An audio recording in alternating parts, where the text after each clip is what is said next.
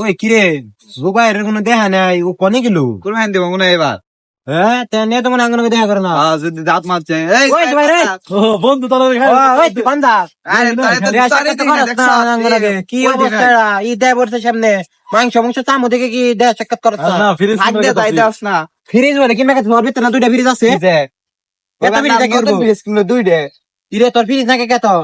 আরে আমরা 4-5টা ভাই আবার ব্যস্ত বুঝতে আছে তো যে সমাজের মধ্যে মাংস টুকাই তো এ ফিরিজে জায়গা হয় না। তাও তো আমি কোনদিন কষ্ট আছে মাংস রুকে বেড়াবি, ফ্রিজ তারা কিনতেছে দেখছ, ওইবার মনে বেশি পাইছিল ও এইটুকু ওর বেতে এত মাংসকে। আচ্ছা দাওয়াত রইলো, ও দাওয়াত খাইতে দাওয়াত রইলো, এবার দাওয়াত রইলো। তাহলে তুই 3 দিন ধরে তুই বেতে দিকে বলাইছিস। আর না হেই আন্দা কথা ওই তো তারে পেই নাই।